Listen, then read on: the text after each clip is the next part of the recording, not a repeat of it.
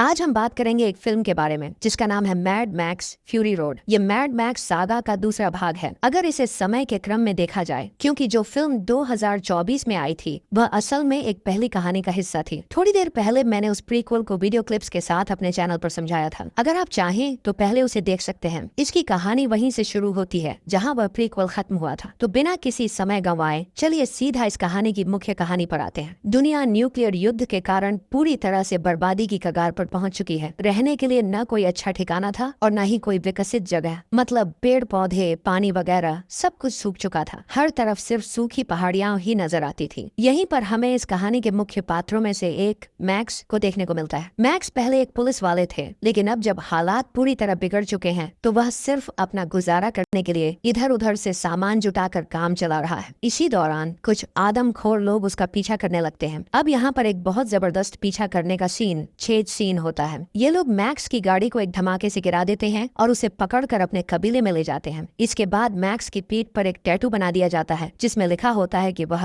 Universal donor है और उसका ब्लड ग्रुप O पॉजिटिव है, मतलब वह किसी को भी खून दे सकता है। इस जगह पर एक अजीब बीमारी फैली हुई है। लोगों की हड्डियों में जहरीली बीमारियां फैल चुकी हैं, जिसकी वजह से उनका रंग फीका पड़ गया है। उनके शरीर से रेड ब्लड सेल्स खत्म हो चुके हैं और उनकी त्वचा पूरी तरह सफेद हो चुकी है। जीने के लिए इन्हें इंसानी खून की जरूरत होती है, इसीलिए ये लोग मैक्स को एक खून का बैंक बना लेते हैं और उससे खून लेकर अपनी जान बचाने की कोशिश करते हैं। इसी बीच एक बार मैक्स को भागने का मौका मिलता है। वह भागते भागते कई दरवाजे खोलते हुए आगे बढ़ता है, लेकिन जब वह आखिर में बाहर पहुंचता है तो देखता है कि वह एक ऊंची पहाड़ी की चोटी पर खड़ा है। अगर वह यहाँ से गिरता तो सीधा मौत तय थी। तभी कबीले के लोग आकर उसे पकड़ लेते हैं और वापस ले जाते हैं। इसके बाद कहानी का सीन वीरानगढ़ पर शिफ्ट हो जाता है। जैसे मैंने आपको पिछली फिल्म जो इस कहानी से जुड़ी है मैं बताया था, वीरानगढ़ को 3 हिस्सों में बांट दिया गया है। पहला अर्श किला, दूसरा बुलेट बाग और तीसरा डीजलगढ़। हालांकि इनका अंग्रेजी में अलग नाम है। बुलेट बाग को बुलेट फार्म कहते हैं, डीजलगढ़ को गैस टाउन कहा जाता है, अर्श किला को ग्रीन आइलैंड के नाम से जाना जाता है। यहाँ का सारा पानी, फसलें, पेड़ पौधे और ऊंची पहाड़ी पर कब्जा इमोन का है। उसने इन सब पर अपना पूरा अधिकार जमा रखा है। इस वजह से सभी लोग इमोन के दबाव में जी रहे हैं। कोई भी उसके खिलाफ आवाज उठाने की हिम्मत नहीं कर सकता। जब उसका मन करता है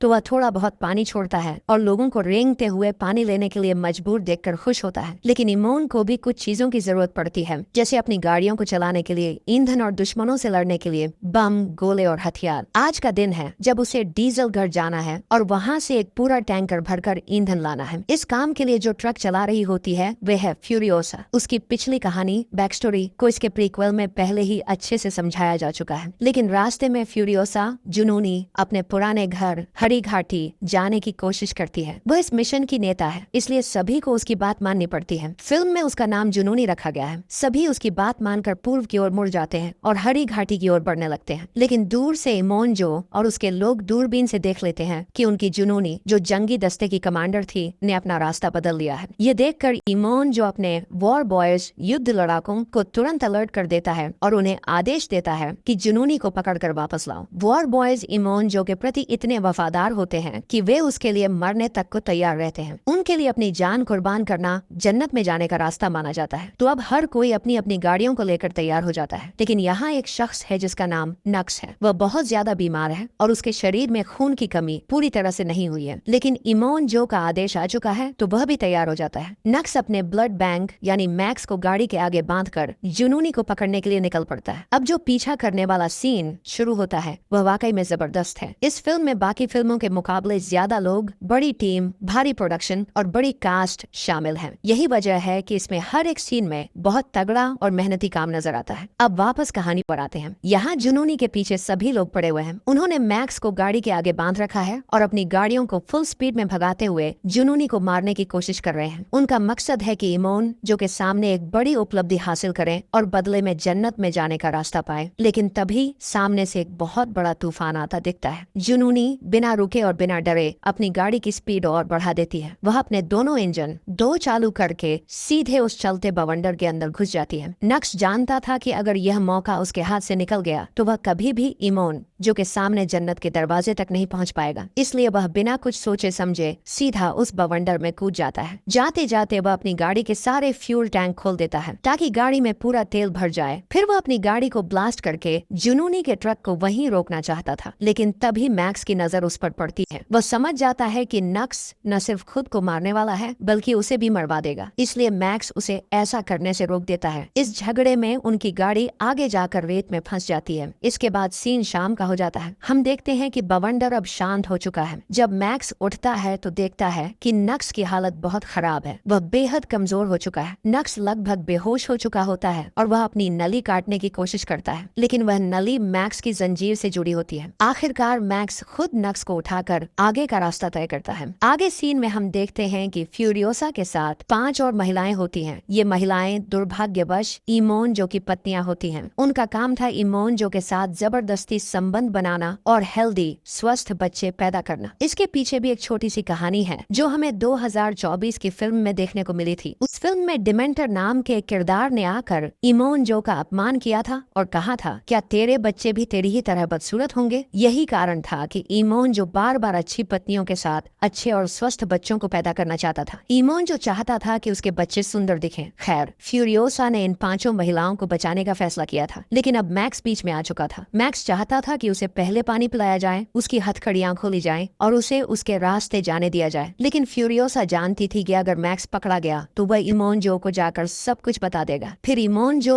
और उसकी पूरी टीम उनके पीछे पड़ जाएगी। इसी वजह से फ्यूरियोसा और मैक्स के बीच एक जबरदस्त लड़ाई होती है, लेकिन आखिर में मैक्स ज्यादा ताकतवर निकलता है। वह फ्यूरियोसा का ट्रक लेकर भाग जाता है। हालांकि कुछ ही दूरी पर जाकर ट्रक रुक जाता है। ऐसा इसलिए हुआ क्योंकि फ्यूरियोसा ने ट्रक में पहले से ही ऐसे सुरक्षा सिस्टम सीक्वेंस सेट कर रखे थे जो उसे रोकने के लिए काफी थे। अब ये 5 छाहों महिलाएं भागते हुए मैक्स के पास आती हैं और फ्यूरियोसा कहती हैं, हमें भी इस ट्रक में बैठा लो। इस ट्रक का सीक्वेंस सिर्फ मैं जानती हूँ। अगर मैं इसे नहीं चलाऊंगी तो ये ट्रक आगे नहीं बढ़ पाएगा। पीछे से इमोन जो की पूरी टीम आ रही है। अगर हमने यहाँ ज्यादा समय बर्बाद किया तो हम सब मारे जाएंगे। मैक्स चाहकर भी मना नहीं कर पाता और सभी को ट्रक में बैठाना पड़ता है। इसके बाद ये लोग अपनी नई यात्रा पर निकल जाते हैं। रास्ते में मैक्स फ्यूरियोसा से पूछता है, आखिर तुम जाना कहाँ चाहती हो? इस पर फ्यूरियोसा बताती है, मैंने बचपन में हरी घाटी के बारे में सुना था। मैं वहीं से आई थी। मुझे यहाँ रहते हुए कुल 7000 दिन हो चुके हैं। मेरे साथ मेरी माँ भी थी, लेकिन बस शुरुआती 3 दिनों में ही मारी गई। मैंने कई बार वहाँ लौटने की कोशिश की, लेकिन हर बार कोई न कोई समस्या आ जाती थी। इस बार मुझे एक जंगी टैंक मिला है जिसे मैं अकेले चला सकती हूँ, तो मैंने सोचा इससे बेहतर मौका और क्या हो सकता था। इसलिए आज मैं अपनी और इन बाकी लड़कियों की आजादी के लिए निकल पड़ी हूँ। ये बातचीत चल ही रही थी कि तभी नक्स पीछे से आ जाता है। दरअसल जब वह तूफान में गिरा था तो वह मरा नहीं था, बस बेहोश हो गया था। अब वह अपने असली रंग दिखाने की कोशिश करने लगा। वह चाहता था कि इमोन जो के लिए खुद को एक बेहद काम का आदमी साबित कर सके। यहाँ पर एक जबरदस्त लड़ाई होती है, लेकिन मैक्स उसे बुरी तरह से पीट कर रास्ते में ही पटक देता है। अब ये लोग एक पहाड़ी दर्रे तक पहुँचते हैं, जो वह जगह है जहाँ फ्यूरियोसा ने पहले से 3000 गैलन फ्यूल की डील कर रखी थी ताकि वह उन्हें यहाँ से निकलने दे। अब ये जो पहाड़ी दर्रे के लोग होते हैं उनके गैंग का नाम गिद गैंग होता है। इन्होंने पहाड़ों में बहुत सारे डायनामाइट लगा रखे होते हैं ताकि अगर कोई भी यहाँ से गुजरे तो उसे इनकी अनुमति लेना जरूरी हो। यहाँ फ्यूरियोसा बाकी सभी को ट्रक के अंदर छिप जाने के लिए कहती है और उन्हें बताती है कि बाहर मत आना। अगर कोई मुसीबत हुई तो वह जोर से चिल्लाएगी और फिर सबको ट्रक लेकर तुरंत यहाँ से निकल जाना होगा। इसके बाद फ्यूरियोसा बाहर आकर गिद गैंग से डील करती है। वह कहती है, जैसा तुमने कहा था कि तुम्हें 3000 गैलन फ्यूल चाहिए, वह मैं लेकर आई हूँ। अब मुझे यहाँ से जाने दो। लेकिन उनके लीडर का कहना होता है, तुमने कहा था कि तुम्हारे पीछे सिर्फ 2-3 गाड़ियाँ होंगी, लेकिन तुम्हारे पीछे तो पूरा काफिला आ रहा है, जिनमें खुद अर्श किला का लीडर इमोन जो और बुलेट बाग का लीडर स्क्रोट मौजूद होते हैं। अब ये रास्ता हमें यहीं पर बंद करना पड़ेगा। जैसे ही फ्यूरियोसा को ये पता चलता है कि रास्ता बंद हो गया है, वह मैक्स से कहती है, यहाँ से गाड़ी भगाओ। अब मैक्स पूरी स्पीड में दोनों इंजन चालू करके ट्रक को वहाँ से निकलने की कोशिश करता है। इसी दौरान गिद गैंग के लोग एक बहुत बड़ा ब्लास्ट करते हैं, जिससे पहाड़ी दर्रा पूरी तरह से बंद हो जाता है। इस वजह से इमोन जो को बहुत गुस्सा आता है। अब यहाँ पर उसके 2-3 बेटे भी होते हैं, जैसे कि रेक्टस और मो। ये लोग एक हैवी टायर वाली रॉक ट्रक लेकर निकल पड़ते हैं। इसी बीच रास्ते में उन्हें नक्स भी मिल जाता है, तो ये लोग नक्स को ये काम सौंपते हैं कि वह किसी भी तरीके से इनकी गाड़ी को रुकवाए, चाहे वो ब्लास्ट कर दे या कुछ भी, लेकिन इनकी 5 बीवियां उसे वापस चाहिए। नक्स ये बात मानकर जन्नत के दरवाजे में पहुंचने की ख्वाहिश के साथ उनके ट्रक की तरफ बढ़ता है, लेकिन रास्ते में आई अवरोध और रुकावटें उसके बैलेंस को बिगाड़ देती हैं और वह अपना काम ठीक से पूरा नहीं कर पाता। अब आगे बढ़ते बढ़ते उन्हें रात हो जाती है और रात में नक्स की हिम्मत पूरी तरह से टूट जाती है, क्योंकि एक तो वह पहले से ही बीमारी से ग्रसित होता है, उसकी हड्डियों में पहले ही वायरस फैल चुका होता है, ऊपर से वह अपने आध्यात्मिक आध्यात्मिक मालिक यानी कि इमोन जो का दिया हुआ काम भी नहीं कर पाया था। इस वजह से वह पूरी तरह से हताश हो गया था। जहाँ पर एक लड़की जो इमोन जो की पत्नी होती है वह पीछे आकर नक्स को दिलासा देती है कि कोई बात नहीं, तुम अपना काम पूरा नहीं कर पाए तो भी तुम हमारा साथ जरूर दे सकते हो। इसके बाद नक्स इनकी टीम में मिल जाता है। अब रात में जब ये लोग आगे बढ़ते हैं तो उन्हें एक बहुत बड़ा दलदली इलाका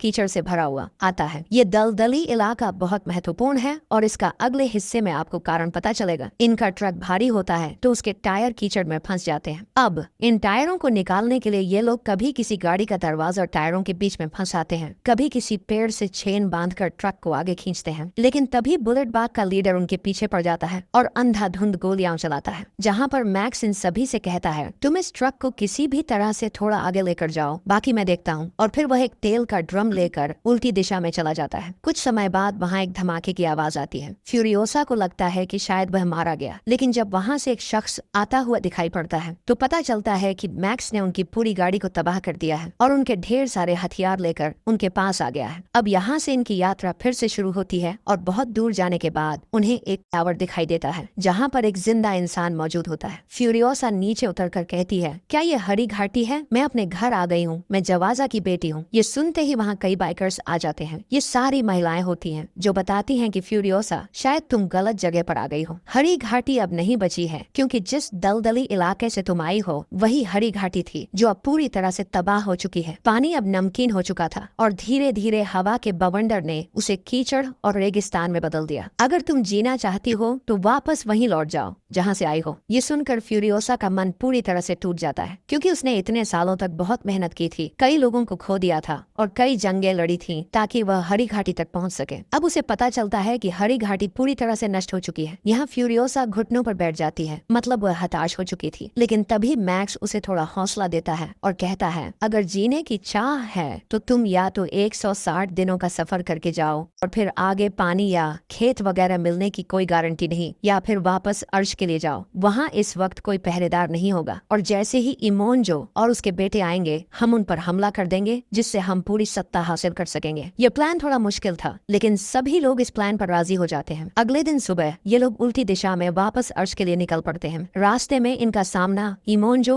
और उसके जंगी दस्ते यानी वॉर बॉयज से हो जाता है। मुझे इस कहानी में सबसे ज्यादा पसंद आया वह बंदा जो ट्रक के आगे गिटार बजा रहा था, क्योंकि उसकी गिटार से आग निकल रही थी और वह अपनी टीम को बूस्ट करने के लिए एक म्यूजिकल माहौल बना रहा था। यहाँ पर बहुत सारी लड़ाइयाँ होती हैं और ढेर सारी गाड़ियाँ जो कि वॉर टैंक के सामने टिक नहीं पाती वे ब्लास्ट हो जाती हैं। अंत में इमोन जो की गाड़ी इनकी गाड़ी के बहुत करीब होती है और वह शूट करके इनकी गाड़ी को रोकने वाला होता है। तभी इमोन की एक पत्नी गाड़ी से बाहर आ जाती है और कहती है, अगर इसे कुछ हुआ तो मैं भी मर जाऊंगी, मेरे पेट में तुम्हारा बच्चा है। अब इस डर से वह शूट नहीं करता, लेकिन पीछे हुए धमाकों के कारण गाड़ी वाइब्रेट हो जाती है और उसकी पत्नी गिर जाती है। फिर बाकी सारी वाइफ्स मैक्स से कहती हैं कि हमें जाकर लाजवाब को बचाना होगा, मतलब उस लेडी का नाम लाजवाब है। लेकिन मैक्स कहता है कि वह गिरकर टायर के नीचे आ गई होगी और मर गई होगी। पीछे जाना मौत को दावत देना है, अगर हम वहाँ गए तो सब मारे जाएंगे, इसलिए हमें उसे छोड़ देना होगा। वहीं पर इमोन को जब अपनी गरीब पत्नी मिलती है तो वह बहुत दुखी हो जाता है क्योंकि उसने इतने सालों तक एक स्वस्थ बच्चा पाने के लिए अपनी सारी पत्नियों को अपनी कैद में रखा था और एक छोटी सी गलती के कारण आज उसे इसका परिणाम भुगतना पड़ रहा था। वह बहुत गुस्से में आ जाता है और अपनी पूरी टीम को उनके पीछे भेजता है ताकि वे उन्हें मार डालें और फिर एक बार फिर यहाँ पर एक जोरदार लड़ाई होती है। इस बीच ये लोग पहाड़ी दर्रे तक पहुंच जाते हैं, लेकिन वहाँ पर वे एक बड़ा धमाका करवा देते हैं जिससे उनका टैंक तबाह हो जाता है और अब वे इमोन की गाड़ी में बैठकर आगे बढ़ने लगते हैं। इस बीच उनकी लड़ाई इमोन से भी होती है, लेकिन वे उसका मास्क टायर में लपेट देते हैं क्योंकि वह मास्क से ही सांस लेता था और वह भी मारा जाता है। अब आखिरकार ये सभी अपनी जान बचाकर अर्श किले में पहुंच जाते हैं। इनका प्लान यह था कि नक्स सभी लोगों को यह बताएगा कि वह इमोन जो कि 5 पत्नियों को लेकर आया है, जिनमें फ्यूरियोसा भी शामिल है, और मैक्स ने उसकी मदद की है। इससे उन्हें ऊपर तक जाने का रास्ता मिलेगा और फिर वहाँ सत्ता हथिया लेंगे क्योंकि ये सभी रानियां हैं। आखिरकार इनका प्लान काम कर जाता है और ये लोग आराम से ऊपर पहुंच जाते हैं। ऊपर जो बाकी रानियां इन नई रानियों का इंतजार कर रही थी